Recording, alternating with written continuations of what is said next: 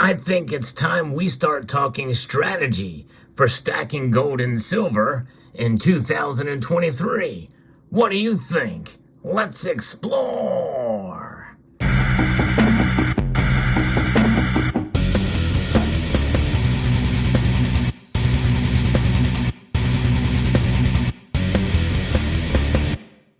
Specifically, I'm going to talk about what my strategy is going to be for stacking gold and silver in 2023.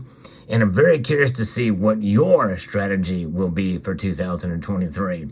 Now, I think it's a good idea to have some sort of plan in place. And it's a plan that can take usually kind of a waterfall approach where there is a set methodology to your strategy for stacking.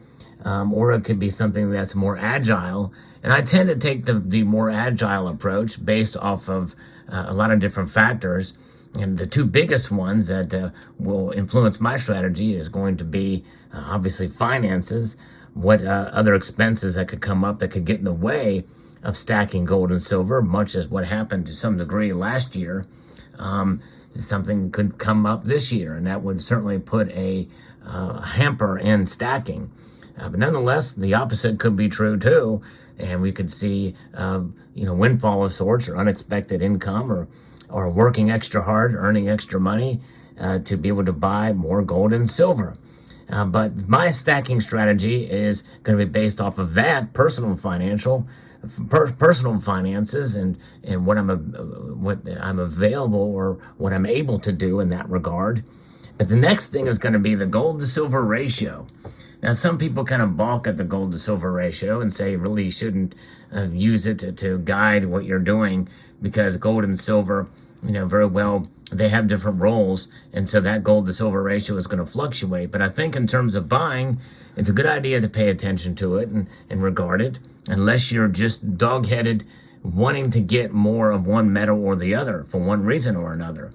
And I want to be a little bit more sensitive to that this year. I've already started in December, by the way, doing that. I've accumulated. You probably have seen the video. If not, I may either post a link to it or you can look back through my other videos and see that I bought 61 ounces of silver right towards the end of 2022. And a lot of that silver came in.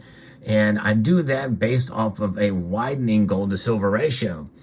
In other words, I still think that the gold to silver ratio means that silver is still undervalued.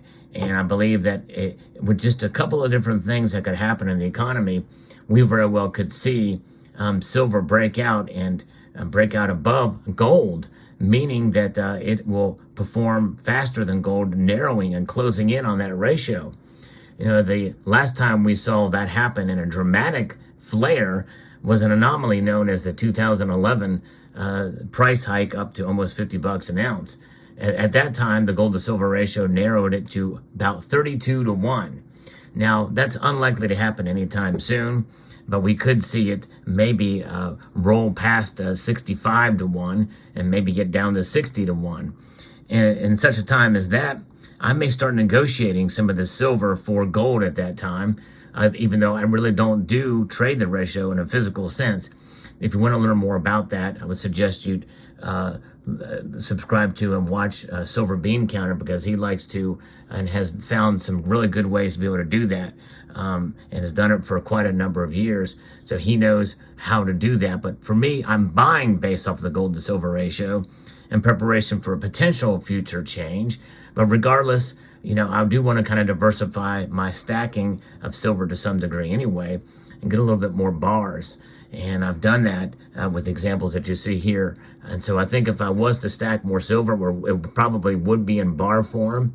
I may get a roll of silver pieces from time to time, like you saw with those Compass Rose rolls that I got at that purchase. But there's other areas of silver that certainly will probably always be in my eye of buying if I find something that's attractive that I like to have as a collectible. I have now freed myself from spending money on commemorative coins this year. Of course, as I record this video, there's been no legislation that has been passed for 2023 for stacking or for collecting those pieces, and that's as a collector. But as a stacker, that would free up more money potentially to buy gold or silver.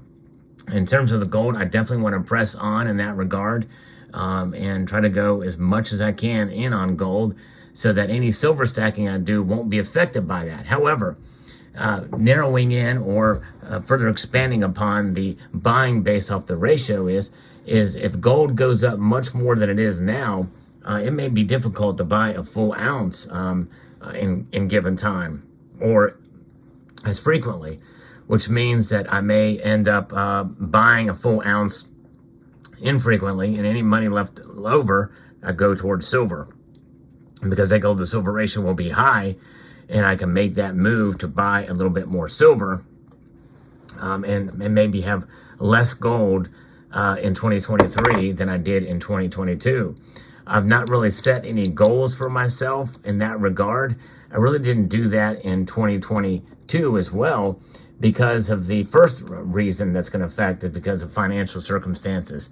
However, I was able to beat only by slightly my gold buying in 2022.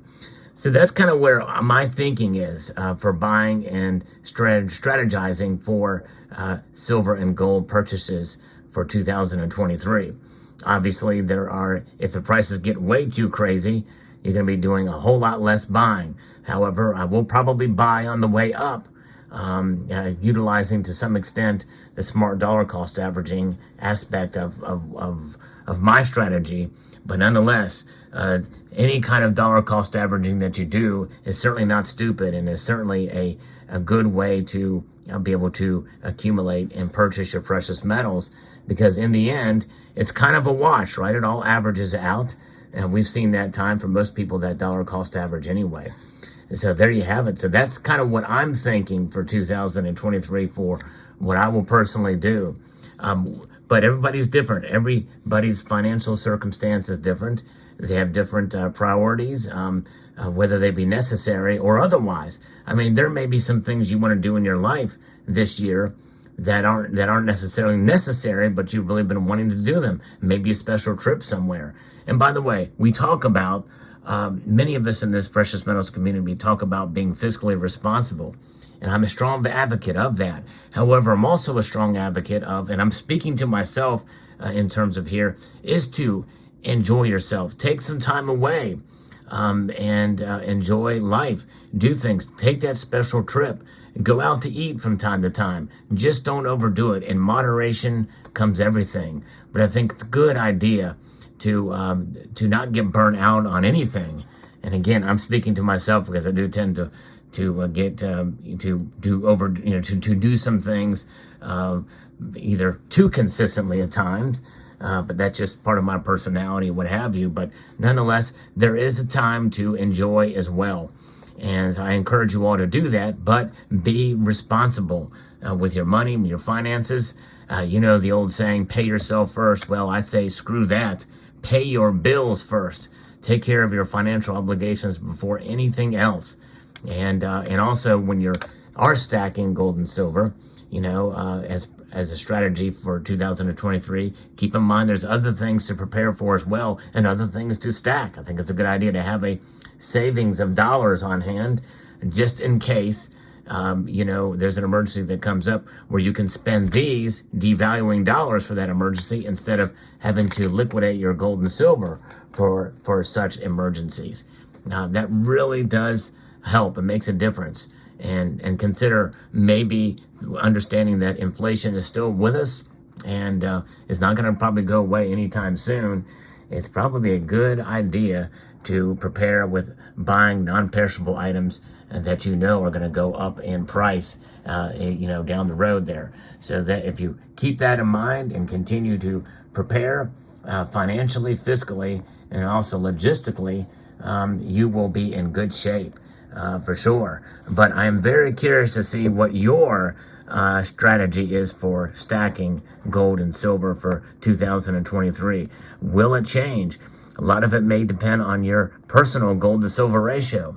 There may be some very ardent silver stackers out there who have a whole lot of silver but are very light on gold, and they may want to consider adding a little bit more gold this year. And the opposite, there may be the ardent gold stackers who have most of their holdings in gold. And they may realize, you know what, it may not be a bad idea to grab a little bit of silver as well, because you just don't know what could happen with silver. It's a very volatile metal, and you could take advantage of that volatility to the upside. It doesn't hurt to have either, and it definitely doesn't hurt to have both. And I'm a strong proponent of owning both. So there you have it. Let me know what your thoughts are and what your strategy is for 2023 for stacking the lovely yellow metal known as gold and the white metal known as silver. And if you enjoyed this video, I really hope that you will press that thumbs up button down there. It does help the channel. And maybe share this video, because I want to get as many people with their opinions on their strategy for 2023 as possible. So have them take a gander at this video. And I want to encourage you. And I want to extend a multitude of gratitude to all of you for taking the time to watch this video. And I want to encourage you to please rate, share, comment, and subscribe.